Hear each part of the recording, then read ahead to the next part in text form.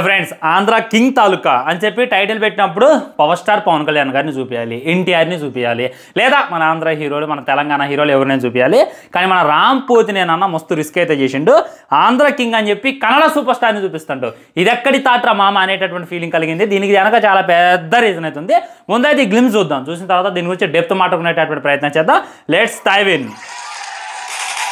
ఈ తపాసులు వెళ్తున్నాయి బా. ఒకప్పుడు ఇలా ఉండేది బాక్స్ ఆఫీస్, ఇప్పుడు మొత్తం ఆన్లైన్ బుకింగ్ చేసుకోవడం, బుయ్యని వెళ్ళిపోవటం. నాకు అత్తారింటికి దారి సినిమా గుర్తొస్తుంది.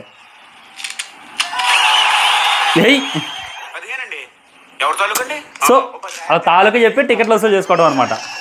అత్తారింటి దారేటప్పుడు కూడా అంతే, ఆయన తాలూకా ఆయన తాలూకా అని చెప్పి. ఆంధ్ర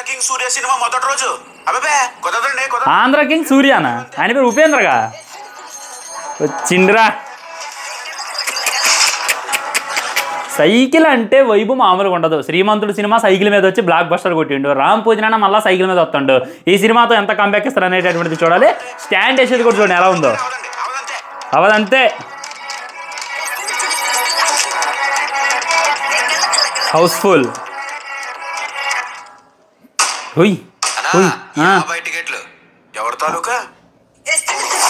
ఫ్యాన్స్ ఆంధ్ర కింగ్ తాలూకా.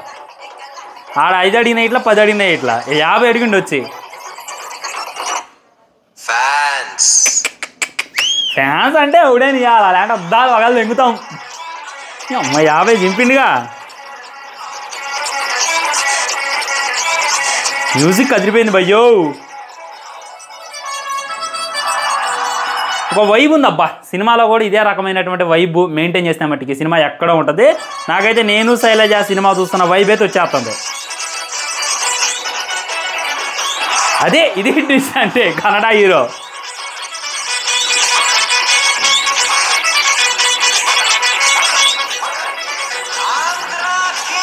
తాలూకా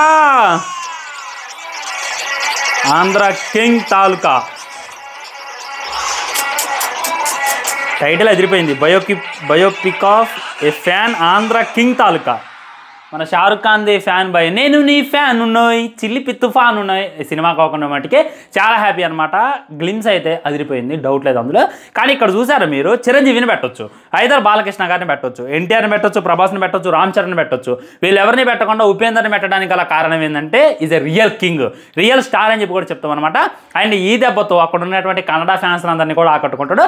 అదిగాక వీళ్ళల్లో ఎవరిది పెట్టినా, ఇప్పుడు మన తెలుగు హీరోలు ఎవరిది పెట్టినా కానీ వేరే హీరో ఫ్యాన్స్ అయితే ఖచ్చితంగా ఇగ్నోర్ చేసేస్తారు. సో అందుకనే తెలివిగా ఉపేందర్ అయితే పెట్టిండు. ఉపేందర్ అంటే నచ్చని వాడు అసలు నాకు తెలిసి ఉన్నాడు అనమాట.